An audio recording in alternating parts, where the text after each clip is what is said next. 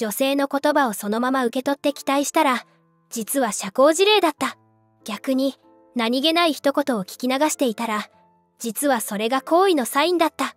どちらも経験したことがある方、多いんじゃないでしょうか。実は女性って、本音をそのまま言葉にすることが少ないんです。特に、気になる相手に対してはなおさら、ストレートに好きとは言いにくい。でも、だからこそ、つい漏れてしまう言葉があるんですよね。本人も意識していないかもしれない。でも、口に出た瞬間に、あ、言っちゃったって心の中で思ってる。そんな言葉です。今日お話しするのは、女性が気になる男性についつい言ってしまう5つの言葉。もしかしたら、言われたことがあるのに気づかなかったフレーズもあるかもしれません。大事なのは、その言葉が出る理由なんです。なぜ女性はその言葉を選んだのか、どういう心理が働いているのか、そこまでわかると、表面的なセリフに振り回されなくなります。最後まで見ていただければ、過去に見逃していたサインに気づくこともあるかもしれません。では、一つ目から見ていきましょう。その前に、もしこの動画が少しでも参考になりそうだと感じたら、ぜひチャンネル登録をお願いします。このチャンネルでは、大人の男性が女性と良い関係を築くための実践的な方法を女性目線でお伝えしています。通知をオンにしていただければ、新しい動画を見逃すこともありませんよ。フレーズ1。意外とそういうところあるんですね。例えば、意外と甘いもの好きなんですねとか、意外と繊細なんですねとか、こういう言葉言われたことありませんか？これ、実は脈ありのサインなんです。なぜかというと、意外という言葉が出るには前提があるんですよ。その人のことを普段から見たり、イメージしたりしていないと、意外とは思えないんです。興味のない相手のことって、そもそも観察しないですよね。見ていないから、新しい一面を見つけても何も感じない。ふーんで終わりです。でも、気になる人のことは自然と目で追ってしまう。どんな人なんだろうって、頭の中でイメージを作っている。だから、そのイメージと違う一面を見たときに、意外という感想が出てくるんです。つまり、意外という言葉は、あなたのことを考えていましたの裏返しなんですよね。しかも、この言葉が出るときって、ちょっと嬉しそうな表情をしていることが多いんです。新しい一面を発見できた喜び。この人にはこんな側面もあるんだ、という発見。それが思わず言葉になって漏れてしまう。女性って、気になる人のことは頭の中でずっと考えているんです。あの人はきっとこういう性格なんだろうな。休日はこんなことしてるのかなって、勝手に想像を膨らませているんです。だからこそ、その想像と違う一面を見たときに、意外という反応が出ちゃいます。言い換えれば、意外とが出るということは、それだけあなたのことを考えていた時間があるということなんです。ただし、注意点もあります。意外とが全て脈ありサインというわけではありません。見極めるポイントは、その言葉を言う時の表情と声のトーンです。嬉しそうに、あるいはちょっと驚いたように言っているなら脈あり。でも、呆れたような顔で、意外とだらしないんですね、と言われたら、それは好意ではないですよね。ポジティブな文脈で意外とが出てきたら、それは興味を持たれている証拠だと思ってください。もう一つ見極めるポイントがあります。その後、その話題を広げようとしてくるかどうか。意外と甘いもの、好きなんですね。どんなスイーツが好きなんですか？のように、質問が続くなら確実に興味を持っています。単発で終わるのか、会話を続けたがっているのか、そこを見てください。特に、経験を重ねた皆さんのような男性にとって、この意外性は武器になります。見た目や立場から、こういう人だろうと思われがち。でも、そのイメージを良い意味で裏切る瞬間に、女性は心を動かされるんです。仕事では厳しそうなのに、実は甘いものが好き。落ち着いて見えるのに、意外と趣味にはこだわりがある。真面目そうなのに、実は結構笑いのセンスがある。そういうギャップを見せられたとき、女性はもっと知りたいと思うんですよね。若い男性にはない落ち着きや安定感を持ちながら、どこかに意外な一面がある。そのバランスが、女性にとっては魅力的に映るんです。だから、意外とそういうところあるんですね、と言われたら、それはあなたへの興味が一段深まった瞬間だと思ってください。そして、そう言われた時はそう見えないですか？と笑顔で返してみてください。会話が自然に広がりますから。フレーズ2、それ私も好きなんです。あなたが何気なく話した趣味や好きなもの、それに対して目を輝かせながら、私も好きなんです。と返ってきたことありませんか？これも脈ありサインです。なぜかというと、この反応には感情が乗っているからなんです。興味のない相手との会話で共通点が見つかっても、女性は、そうなんですね、程度で流します。わざわざテンションを上げる必要がないですから。でも、気になる相手との会話では違います。共通点が見つかった瞬間、嬉しさが抑えられないんですよね。この人と気が合うかも、分かり合えるかも、という期待が、声のトーンや表情に出てしまう。女性にとって、共通点を見つけるってすごく大事なことなんです。なぜかというと、女性は理解されたいという気持ちがとても強いから。自分の好きなものを同じように好きでいてくれる人がいる。それだけで、この人は私のことを分かってくれるかもしれないという期待につながるんです。だから、共通点が見つかった時の喜びは本物なんですよね。見極めるポイントはいくつかあります。まず、声のトーン。という驚きの声が入っているかどうか。本当に嬉しい時は、このが自然と出ます。作った反応だとこれがなかったり、わざとらしかったりする。次に、その後の展開。本当に興味があれば、その話題をもっと掘り下げようとしてきます。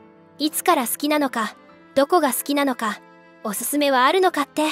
逆に、私も好きですよって会話が終わるなら、社交辞令の可能性が高いです。もう一つ、大事なポイントがあります。後日、その話題の続きを話そうとするかどうか。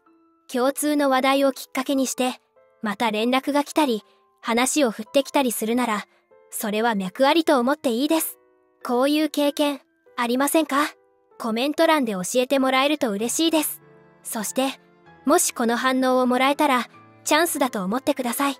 共通点は、関係を深める最高のきっかけになりますから。今度一緒に行きませんか？おすすめ教えてあげますよ、と、自然に次の約束につなげられるんです。フレーズ3、絶対モテますよね。3つ目は、絶対モテますよね。です。これを言われると、ちょっと照れくさいですよね。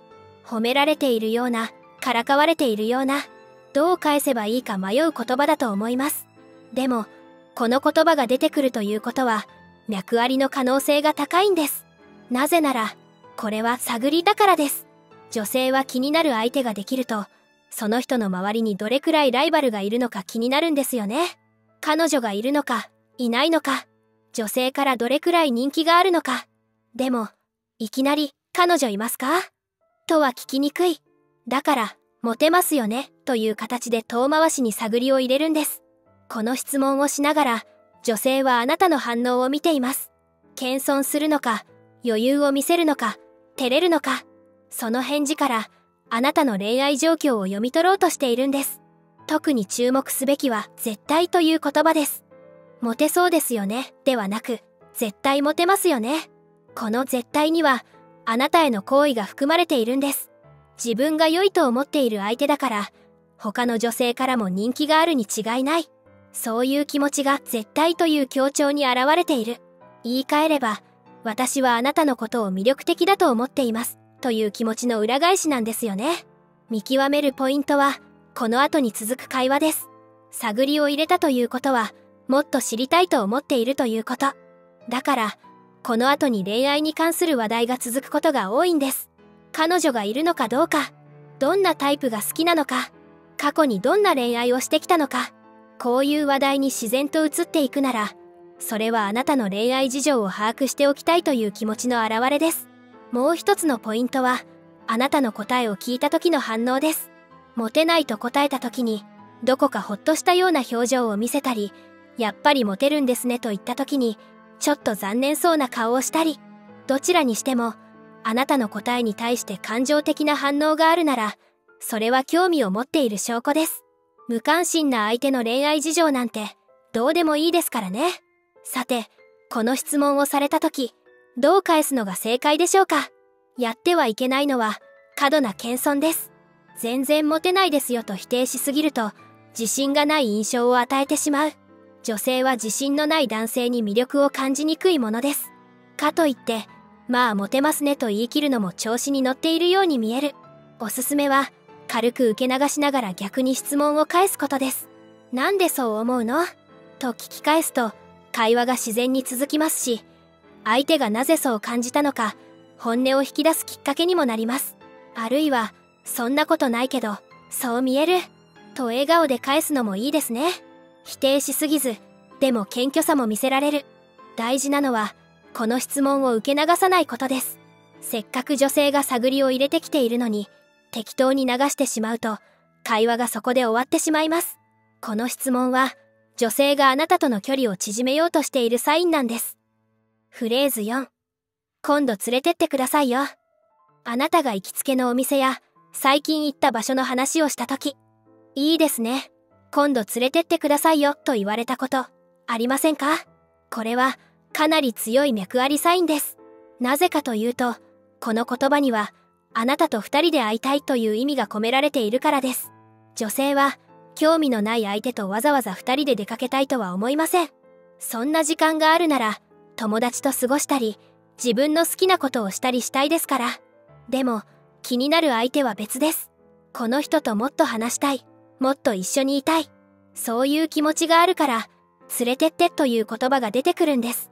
ここで大事なのは、連れてってという言い方です。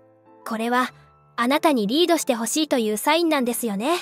女性から一緒に行きましょうと誘うのは、結構ハードルが高いんです。断られたらどうしよう。がっついてると思われたらどうしよう。という不安がある。ただ逆に、全く恋愛対象として見ていない相手になら、気軽に一緒に行こうと言いやすいかもしれません。だから、連れてってという形で、あなたから誘ってほしいという気持ちを伝えているんです。これと似たような言葉で、今度みんなで飲みに行きましょうというのがありますよね。でも、この二つは全然違います。みんなでというのは予防線なんです。二人きりは避けたい。でも関係は悪くしたくない。そういう時に、みんなでという言葉が入る。一方、連れてってには、みんなでがない。つまり、二人で会うことを想定しているんです。この違いは大きいですよ。見極めるポイントとしては、具体性があるかどうか。ただの社交辞令なら、いいですね。今度行きたいです。程度で終わります。でも、本気なら、いつ頃がいいかとか、どんなお店なのかとか、具体的な質問が続くことが多いんです。あるいは、その後も何度かその話題を出してくる。あのお店、まだ連れてってもらえてないですよね、みたいに、忘れていないアピールをしてくることもあります。そういう反応があるなら、確実に脈ありです。ここで重要なのは、このサインを見逃さないことです。